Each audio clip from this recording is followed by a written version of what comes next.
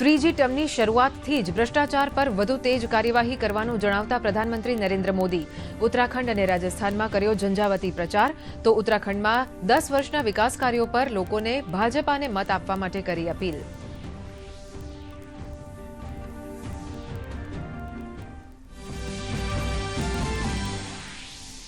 ચૂંટણી માટે પ્રચાર અભિયાન બન્યું વેગવંતું.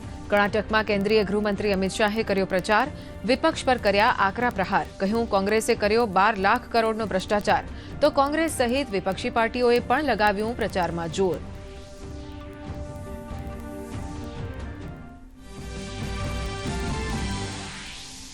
લોકસભામાં ચૂંટણી માટે કોંગ્રેસે 17 ઉમેદવારની વધુ એક યાદી કરી જાહેર. નવી યાદીમાં ગુજરાતના 7 ઉમેદવારની જાહેરાત હજુ પણ બાકી. ભાજપે ઓડિશા માટે 112 ઉમેદવારોની યાદી કરી જાહેર.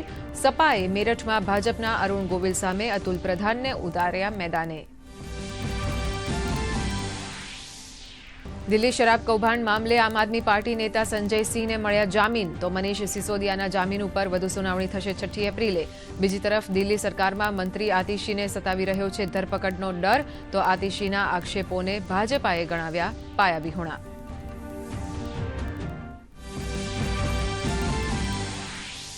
આમ આદમી પાર્ટીની વધી મુશ્કેલી. ઈડીએ દિલ્હી જલ બોર્ડ કૌભાંડ મામલે ચાર્જશીટમાં કર્યો ખુલાસો. આરોપીઓએ આપ પાર્ટી ફંડમાં આપ્યો હતો ચૂંટણી ફાળો. ઈડીએ આરોપીઓની 8.80 કરોડની સંપત્તિ કરી જપ્ત.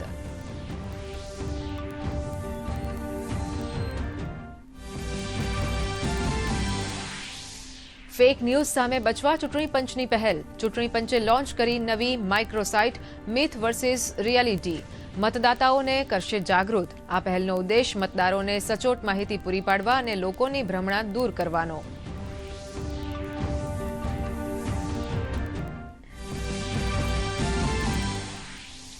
વિદેશ મંત્રી એસ જયશંકરે અરુણાચલ પ્રદેશ મામલે ચીનના દાવાને કર્યો નામંજૂર. કહ્યું, અરુણાચલ પ્રદેશ ભારતનું અભિન્ન અંગ. નામ બદલવાથી આ સત્ય નહીં બદલાય. આ મામલે વિપક્ષના સવાલોને ગણાવ્યા આધારહીન.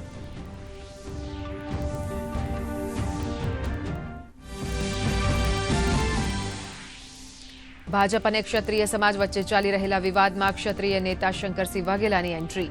કહ્યું, ઉમેદવાર નહીં બદલાય તો ભાજપને લોકસભા ચૂંટણીમાં નુકસાનનો કરવો પડશે સામનો.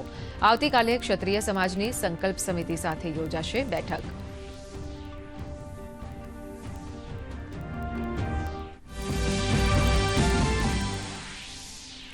રાજ્યમાં કોંગ્રેસ આવી હરકતમાં. ઇલેક્ટોરલ બોન્ડ મામલે ભાજપને લીધી આડે હાથ. બોન્ડના નામે ખાનગી કંપનીઓ પાસેથી અબજો રૂપિયા વસૂલ્યાની કરી વાત. આ મામલે એસઆઈટીની રચના કરવાની પણ કરી માંગ.